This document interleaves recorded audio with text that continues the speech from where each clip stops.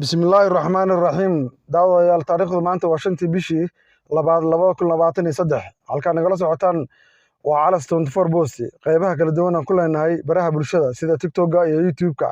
Warka galabta oo axada waxaan soo gudbinaya anoo Axmed Maxamuud ah. Waxaa ku maqli doontaan dagaal baan oo ka socda magaalada Bakhmuud oo gacanta la iskula tagay. Dowladda Ruushka oo soo bandhigtay hubkii nooca ugu dambeeyay. Ciidamada jiida hore ku jira Ruushyaanka oo ka hadlaya haddii la keeno taangiyada casriga ah ee reer galbeedka iyo jawaabta ka bixiyeen. Sidoo kale daawadayaal dowladda Ruushka waxay soo bandhigtay gantaal la yiraahdo magaciisa HIMARS. Gantaalkan waxaa ku xiran 24 dhuumood oo halkii mar ka dhacaya. Waa gantaal aan weli loogu arag dalka Ukraine intay dagaalada ka socdeen ee gaaraya halka sano iyo dhowrka maalmood.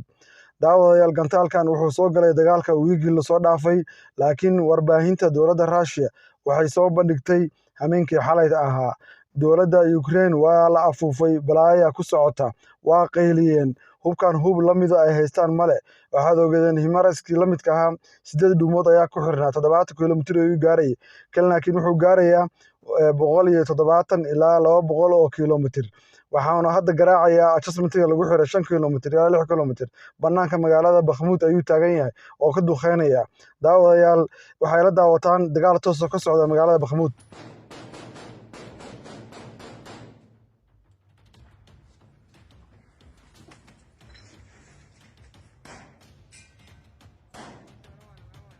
Давай, только еще отрабатывай на него.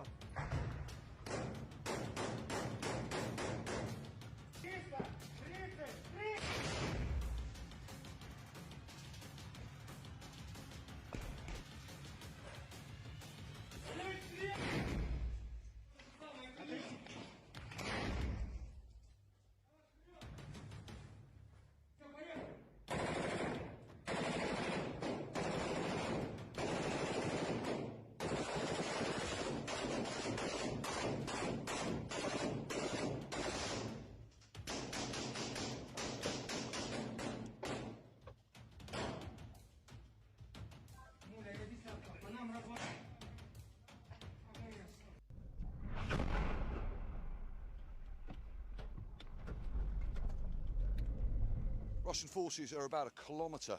in that direction. The Ukrainian military is scared now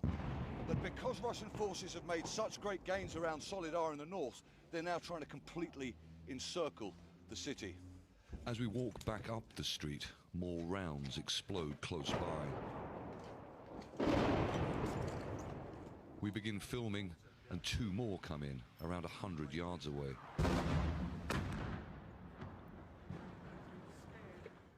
We run for cover. Let's get in here.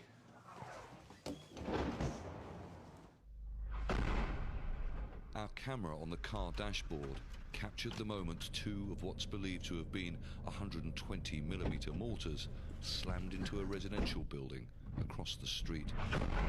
The force of the blast broke the windscreen. When we talk about the direction of Bakhmut, це вся лінія фронту. Sidoo kale daawadayaal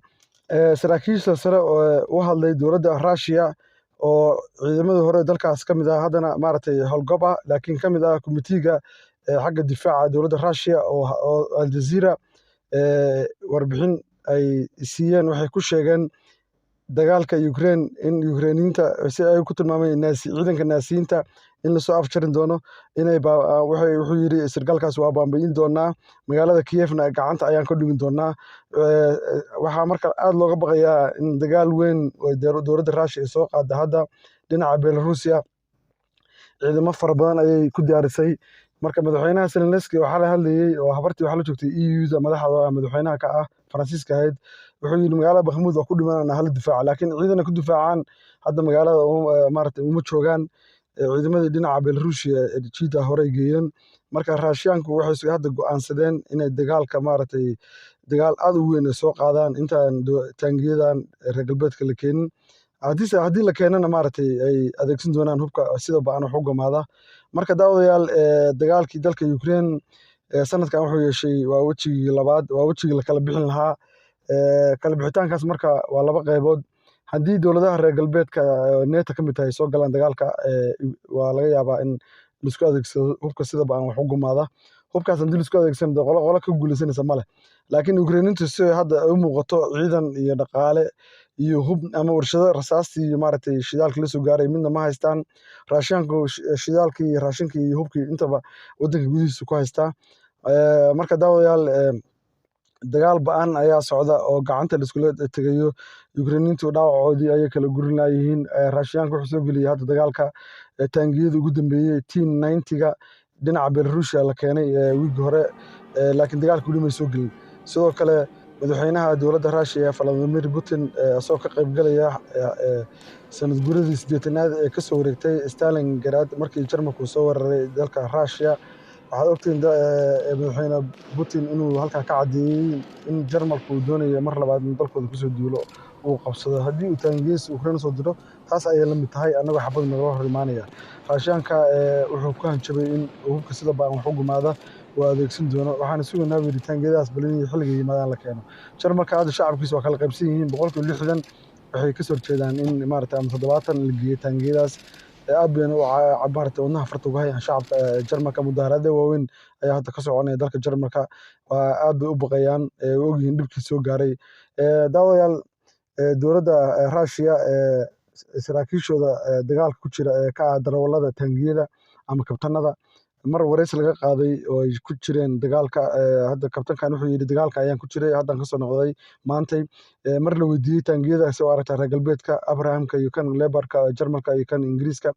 kurtigood wuxuu yiri waxba nagama qaadayaan oo ka tababar fiicanahay waa ka xirfad fiicanahay wuxuu yiri hay maadeen buu yiri jid hore aan isku arkin doonaa waana burburin doonaa taangiyadu sidoo kale darawalada ka ah ama kabtanada diyaaradaha kiciya balada maaragtay helicopterka ayagana mar wareys laga qaaday sidoo kale kabtankaas wuxuu sheegay ilaa maalinta dagaalku bilowday ilaa hadda ku jira wuxuu yiri dagaalku waa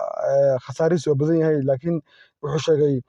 ilaa maalinta dagaalku bilowday ilaa hadda inay guulo fiican ay gaareen cashar baan u dhigin doonaa buu yiri kabtankaas sidoo kale asana pilotka ka ah diyaaradda helicopterka ciidanka raashinka ay leeyihiin saraakiishii raashinka safka hore ku jira dagaalka niyad wanaagsan ay dagaalku hayaan waa soo galeen ballanqaadyo hadda loo sameeyay ninkii soo sheega taangiga ninkii guba macnaha taangiga ay sameeyaan Mareykanka iyo Ingiriiska iyo Jarmalka taangiyada in la siin doono lacag 7,000 ilaa 8,000 dollar u dhiganta ballanqaadyo sameysay dowladda maaragtay Russia iyo ganacsatadoodu daawadayaal warka ku xiga ayaan ka soo diyaarin doonaa bal xaaladdu meesha mari doonto dowladihii reer galbeedka lacagna waa uga dhamaatay meeshii hub waa uga dhamaaday rasaas waa uga dhamaaday wax hadda maaragtay dhinacooda ay ilaa hadda geeyeen male balaqaadkuna ay sameeyeen laakiin raashiyaanku waa isdiyaar gareeyay hub iyo ciidan fara badan dhinaca Crimea ayaa la keenay dhinaca Belarusna waa la geeyay dagaalka hadda bisha soo socota saddexaad 15keeda ilaa 20keeda haddii ay beedno daawayaal waa lagu kala bixin doonaa raashiyaanka dowladda ciyaar maaha dagaalka markii hore waxay soo gelisay hub duuga iyo maaragtay ciidamadii laga keenay gobolada laakiin hadda waxaa diyaarsan ciidankii la oran jiray Red Army waa ciidankii Hitler gurigiisa u daatay ee magaalada Berlin qabtay jibiyay ciidankii naasiyiinta ee Jarmalka marka hadda ciidamada Red Army-ga qayb kamid ah ama unit kamid ah ilaa 150,000 anday dagaalka soo galaan iyo ilaa 250,000 oo ciidanka kaydka 400,000 ayaa leeyihiin khibradu uu soo gelinaya dagaalka hadda waana wajigii ugu dambeeyay raashinka ee dagaalku aad gulfku soo qaadayo magaalada Kiev targetka madaxweyne Putin iyo dowladda Russia inay gacanta ku dhigaan ayaa within 1 month ilaa 2 bilood gudahooda magaalada Kiev markay qabtaana dagaalkii disaas ku dhamaado dagaal marka caasimada qabto sheekadu waa isku dhamaatay madax meel laga taabto oo ka sareysa malay ku maamahan Soomaalidu marka daawadayaal waxa ogeeyeen hadda ka hor in dagaalka Ukraine caasimada loo tirsaday airportka 20 kilomitir meelaha loo jeeday caasimada gacanta lagu dhigay laakiin sidaa daraadeed dagaalkaas caasimada maxaa keenay in raashinka qabsanayaan warbixin kale ka soo diyaarin doona hadii ay beedno daawayaal barnaamijkan waxa kala socotaan Calas 24 Post share garay asxaabtiina wadaaga